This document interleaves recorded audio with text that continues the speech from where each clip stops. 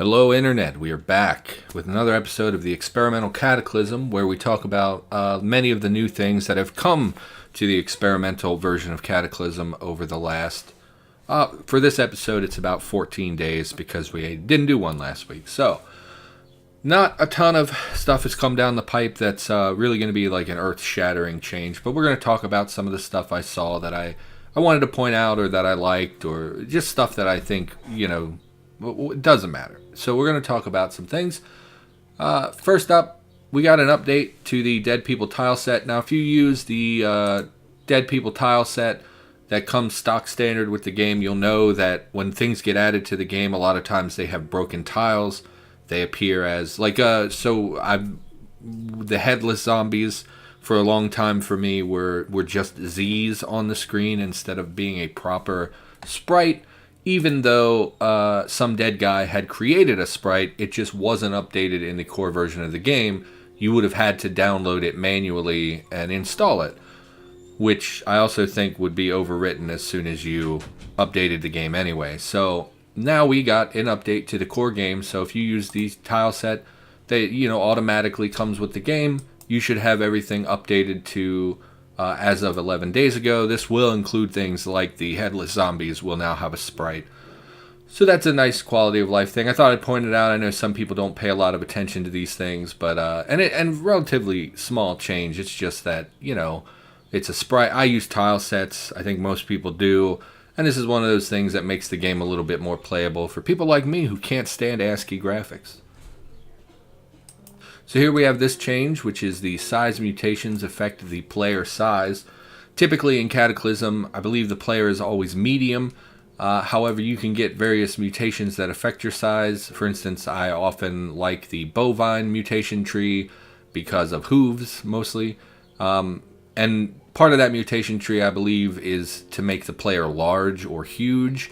But it really didn't have an effect on your player before. Now, your size mutations actually affect your player size. And this is important because with the crouching mechanics that have come down over the last month or so, it actually checks your player size. The new crouching mechanic uses player size to calculate cover. Therefore, the size of your character matters when it comes to sneaking. So now, when you mutate and you have a size mutation, it will affect how well you sneak. And as this point, as Frizoman, I don't know, has pointed out, the hunger system will most likely use size as well. So this makes me think of EverQuest. I know that's probably older than most of you who are watching this, but I played EverQuest when I was a kid, and all the giant character races in that game had to eat much more frequently because they burned more calories simply moving their body and whatnot, and the small creatures didn't need to eat as often. And it looks like the hunger system will implement some measure of that, and then it's pointing out stamina for when we get around to having riding creatures in the game. And of course, that's all speculation. There's no guarantee that size will affect those things, but logically, they probably will have an impact. So I want to point this out, something to keep an eye on. Maybe consider, think twice before you make yourself a huge cow beast, So we thought we would point that out. Next, we have a PR that randomizes the amount of ammo in gun spawns, and it's other things as well. It's not just guns. But here we have Night Prianic. I'm going to keep saying Prianic because I don't know how else I would pronounce that. In reworking soldiers, I don't know if we covered it in a previous episode or not, but there's some work going into soldier spawns and evolutions. And so as part of that, they've decided, hey, why don't we make it so that firearms, instead of spawning, traditionally when you would find a firearm on a zombie or wherever, it would either come with 0 ammunition or full ammunition. And this allows for not only full or empty, but with a random number of bullets inside of them. And it's just like, if you know anything about the Jason, it's the same context that we've seen with other things, cash cards, lighters, things like that. And additionally, I believe that they have also changed, matches in matchbooks, charges in gas masks, rolling papers, and rolling tobacco. I think this is a small but good change. I didn't know this had come down the pipe in my current Let's Play. We just found a shotgun with 1 round in it. which I thought was neat because, again, you would normally only find them as full magazines or empty, or rather full ammunition or empty. They don't necessarily have a magazine in them. And so there's a quality of life improvement that, it's nice and probably, very useful. Next, I'm sure some of you are going to be pretty upset by this. I know this was a go-to for a lot of people. Imber, Matthew Taylor here, has obsoleted the internal furnace CBM, and I'm not sure when exactly that this happened. I'm not sure. I think that it had been partially removed prior to this. I don't remember when exactly it fully got removed. This obsoletes it. Basically, the internal furnace CBM, which we're all familiar with, you use it to consume, lumber and things. It's a very easy way to gain bionic power by burning things, I think, like literally in your torso. I'm not sure how that worked exactly. But it's been removed. It should no longer spawn in games, and I'm sure this will piss a lot of people off. And there's some discussion about why this is being removed. And it makes perfect sense for this to be removed. It was one of those CBMs that never made sense. It was more of I don't even know. I don't know what to say about it. I loved it. It was a great way of getting, thousands of basically free CBM charge. But ultimately, it doesn't make sense in the game. I mean, you have an internal furnace. It never made sense that you could throw hundreds of 2x4s into your chest and recharge your biopower. There was a case being made for it possibly being added to the Crazy Cataclysm. That was shot down. There was a separate PR that attempted to put it in the Crazy Cataclysm, and Kevin kind of put his foot down and said, look, there's nothing, it just doesn't fit. It shouldn't be there. And then, of course, we have Esther. I want to say, yes, Esther has pointed out that this could go into the Aftershock mod. But she's not going to do it herself. If someone else wants to do it, hey, if you're listening to this and you think, man, I really wish that CBM still existed, go put in the work to put it in the Aftershock mod. It shouldn't be that much work. And as far as I know, Aftershock is a pretty open to people making changes and things like that. So there you go. No more internal furnace CBM. I'm sure, like I said, that probably pisses some people off. But I think, to me, it makes perfect sense. Here we're getting exactly what I expect to hear from most people, fury over the removal. Anyway, we're going to move on. The hand-powered battery charger. This is a small change, but I wanted to point it out because as soon as the new batteries dropped... So basically, we talked a little bit about the new battery system in the last episode. We've moved away from universal kind of abstract batteries, and now we have more tangible, rechargeable batteries that act as like magazines for tools and things. The problem with that is that despite them being rechargeable, they were only rechargeable in the vehicle mounted recharging station, which is not something that's available to an early game player. It takes quite a bit of work, if I remember, to get your skills to a point where you can make that. So is that even craftable? I'm pretty sure it's craftable. It just is a higher... Anyway, so Esotericist here has added the ability to create a Handcrank charger item that will slowly charge your batteries. It's intentionally made to be extremely slow. One battery charge is produced every 2.4 minutes, which is 24 turns. And so you could, they say, a fully rested player could charge for 10.5 hours, which would amount to 259 charges. Now, obviously, this is not meant to be a reliable way of charging batteries. This is like an emergency situation type thing. Or when you're, a new player, maybe let's say you're using a flashlight for crafting light at night, and you burn a couple charges every night. Well, here's an option for you to craft a hand-powered battery charger that you can recharge your batteries without putting in all the effort of creating a recharging station. You could charge just for an hour or so and get a handful of charges, refill that battery in your flashlight, and be right where you left off. So I really like that this got added. There was also some talk about adding additional means to do crafting like this. I just can't think of a good one. So I still think we need additional options, so that issue should probably not be closed yet. And this is mini or more carryable charging options.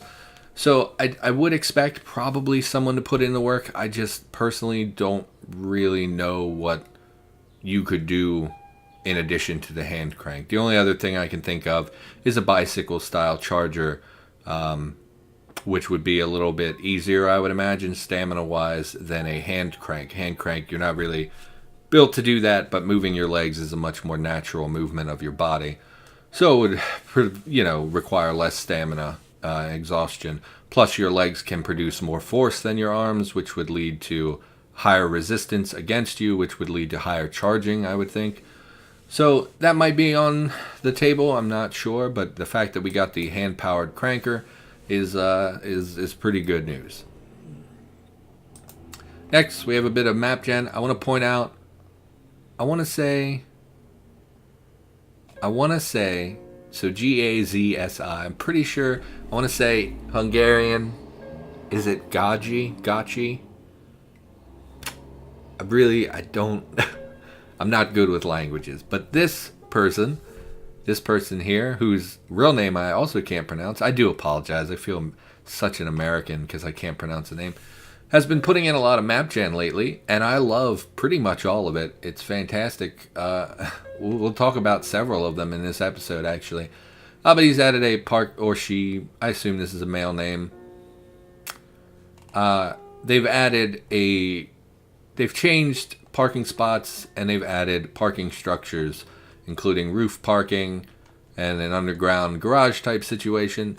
Just very simple. Anything that adds additional places for vehicles to spawn is just fine by me, because it is very difficult for me in my playthroughs to find a working vehicle, and anything that adds a little bit more to that is just fine by me. Obviously going to be not a high priority loot area, but good for working on vehicles and things. Thought I'd point it out. Looks pretty neat.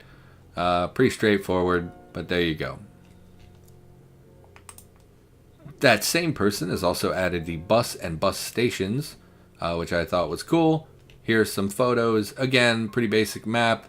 Gen, looks like they have some vending machines and a waiting area full of various random items, probably magazines, and it looks like coat items. They have the terminal itself.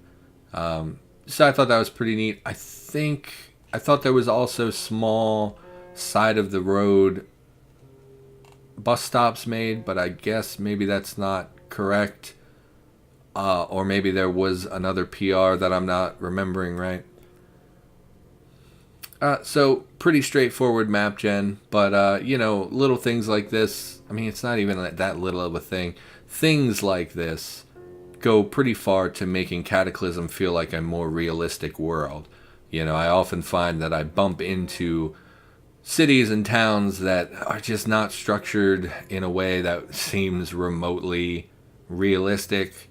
And things like this that would be scattered around the world always add to that. The more diversity we have in map gen, the more realistic the world will feel. It is my opinion. So props to this person for putting in all that work. I want to say Gaji. Like je. I want to say it's Gaji. Anyway. Next, we now have the ability to construct a grave and bury your fallen companions or pets. I actually tried this earlier. Apparently everything closed out on me.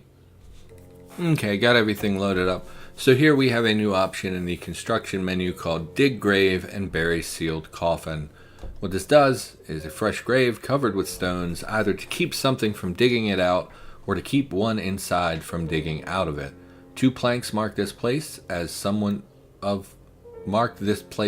someone's eternal rest. Requires Fab 0, requires a coffin, which I haven't looked at, but we'll look at that in a moment, and requires some tools as well as something to mark the grave. So if we look for coffin, probably should give myself all recipes. Nope. Still hate the debug menu. Still learning the debug menu. So let's try again. Coffin. Really, you can't craft a coffin. So I'm not sure where one gets a coffin if it's not craftable. Let's look at this again. Oh, perhaps because it... There we go. Okay, sorry, it saves your filter. I hate that it saves your filter. So you have the ability to build a coffin. Look at the bodies of the countless you've killed. Okay, that's something. You can seal the coffin in preparation for burial, and then you can dig a grave and bury this sealed coffin. And let's see what that looks like, see if we can do this. So here we will build a coffin. That is what a coffin looks like. Let's look at the sealed coffin. I assume that we would put the corpse in that place. So let's spawn an NPC. Let's kill an NPC. And now let's attempt to bury this person. Human corpse of Ward Numb Ore.